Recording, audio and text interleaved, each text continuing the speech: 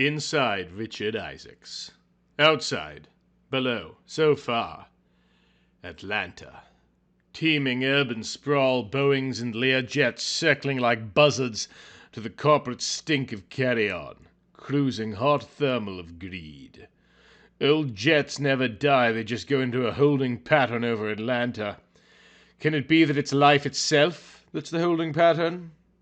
Somewhere out there, down there, misted by the steamy fog of his heated breath on the cool air-conditioned glass, Margaret Eastman's curves fill the tight-stretched spandex city with their silicone bounty. Shouldn't that be enough to live for? Shouldn't it? Shouldn't it? Not if he couldn't have her. Inside the ghostly reflection of the office window, the shadow of a man, Richard Isaacs superimposed on the crawling city, a giant over an anthill. A giant ready to lay down on that anthill and pour honey on itself and let it eat him alive. Like it hadn't already tried. How far he'd grown from little Richie Isaacs, the kid everyone loved to pick on, the kid who stole a bag of apples for the teacher from the tree in the Johnsons' yard. The kid who nobody ever knew put the rocks in Mr. Miller's garden hose, or the Kool-Aid in the principal's gas tank, or the prank calls to random names in the phone book to ask if the bowels were there or did they move. Oh, he was a tricky little devil. Nobody ever put one over on little Richie Isaacs. How did it all come to this? Was it the abuse of the priest at the First Baptist Church, with the red silk Cossack round his neck, announcing his corrupt virtue for no one to see? Was it Pop taking the belt to him between belts from quart bottles of Rheingold? Was it Uncle Jeb turning into the driveway to pulverize his beloved Lionel trains under the cruel wheels of the old John Deere? Was it Ma on the creaky porch in her frumpy house dress and pink slippers and colors, sipping mint juleps like there was no care in all the world? "Oh, Mama," he thought sadly, "I'm so sorry I never went to your funeral. How did it ever come to this for Mrs. Isaac's best baby boy?" The well-built man surveyed his office environs in a reverie that was so uncharacteristic for him. The designer furniture that looked like they carved it from the iceberg that sank the Titanic. The abstract impressionist original on the wall that he always thought looked like Ed, what's-his-name, from the movie version. The bank of TV screens showing MS, NBC, the financial feeds. The antique globe he liked to spin and trail his finger over it to get a tactical sensation of the mountains and the valleys rising and falling like a graph of today's Dow. His fingers. Looking at his hands. Dude, my hands are huge. The backs of which were beginning to show age spots like rust.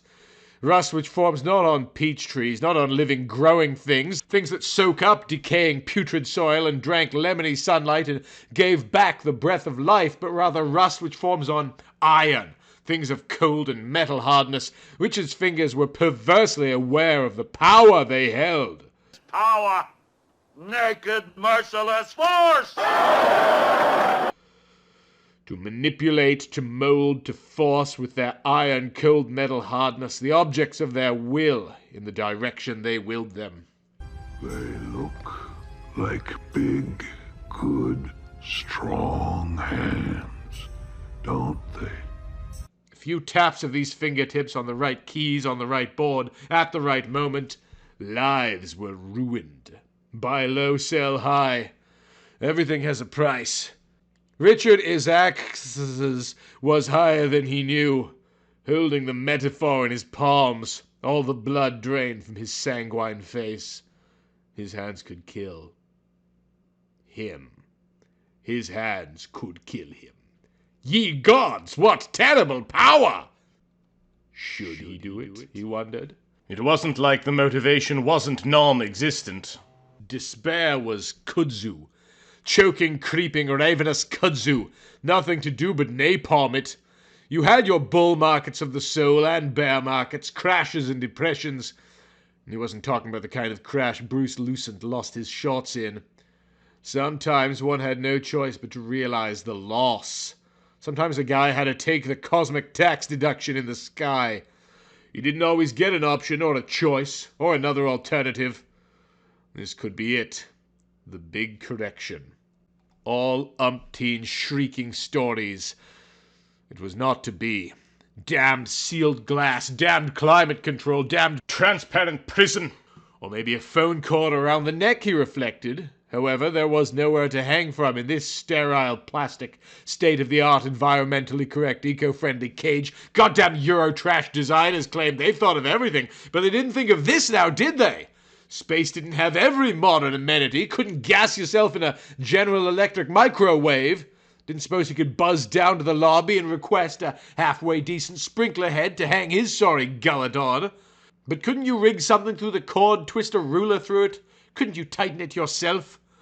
Turning and torquing and winding tighter and tighter, muscles straining in his merciless shoulders, cranking a bulwark closed on a sinking ship. Would he have the balls to go through with it? Wring the breath from his own gasping throat? Would he plead for his life? Would he say, "Dick, for God's sakes, don't do this. You have so much to live for. Don't be a fool. Don't throw your life away"? Would those hands, his iron hands, his terrible, aging, rust-corroded, sin-stained hands, take on their own Dr. Strangelovian personality? Could nothing, he say, deter them from their inexorable will? He wrestled his Stygian urges down with Herculean aplomb, got a hold of himself. Control. Control he could do. All right, no Dopplering.com plummet to eat a terminal snack of pigeon-flavored pavement after the dead cat bounce. No jolt of autocratic asphyxiation, wrenching the apex data ruler the way he wrenched himself in the wee of the night when he lay prostrate on his back. Oh my. And no one could hear him ejaculate Margaret's name into the Sealy Certa mattress, drenched with the carnal effluence of desire. No tragic, grandiose flinging of the Bell South fiber-optic wiring over the rafter beam, since there wasn't one, positioning the Semper-Fidic ergonomic office chair, looping the Jimi Hendrix original handmade collectible silk necktie neck, kicking the spinning chair across the anti-static mat, cleated like Beckham's soccer shoes to the migraine Milliken carpet, kicking the climate-controlled air with its direction-adjustable hypoallergenic louvers, kicking the generic afterlife. There was always Valium. Stumbling to the kidney-shaped translucent sea iceberg green designer desk, the bottles came into his iron hands like magnets snapping onto iron. Valium, Zoloft, Prevacid, Lescal, Seconal, Zantac, Paxil, Ultram, Duas. Before he knew it, the stock ticker of his life would be passing before his eyes. Then sweet oblivion. Glorious nothingness.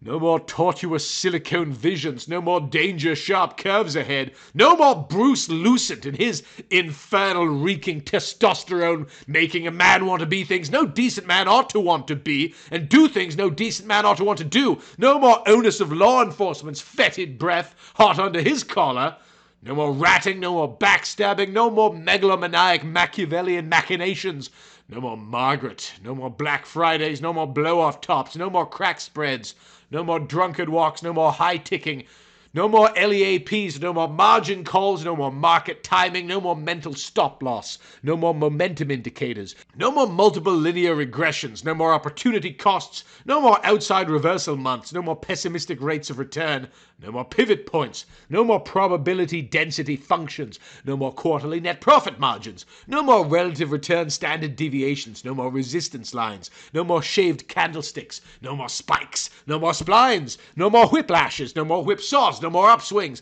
no more downswings, no more, no more, no more, no more, no more, no more, no more, no! There is nowhere I can turn. There is no way to go home. No! No, he did not give up that easy.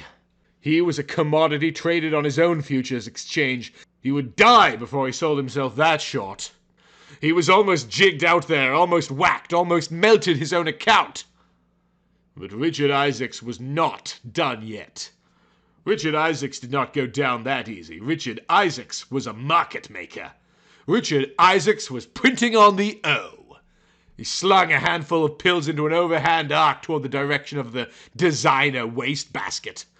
Watching them soar through the luminous light of the Ptolemy's world-classic omnidirectional task light, heard them scatter like shotgun shot into the lacquered executive wastebasket with the little bar graphs decorated on, the pinnacle of all his superficial aspirations, the symbol for his nearly untimely fall.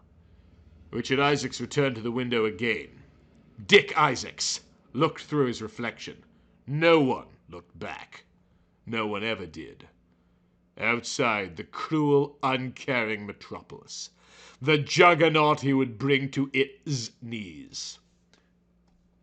Inside Richard Isaacs. The end. Georgia on my mind.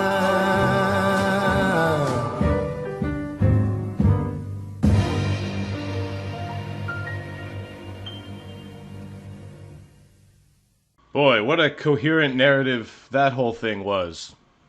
Thank you so much for joining the Mutant Museum on this exciting journey through the Atlantanites. Thank you to everyone who made this exhibit possible through their generous support on Patreon, particularly Break System BSE, Michael Fattori, Zachary Snowden-Smith, and Xana Zira. And thank you for being you.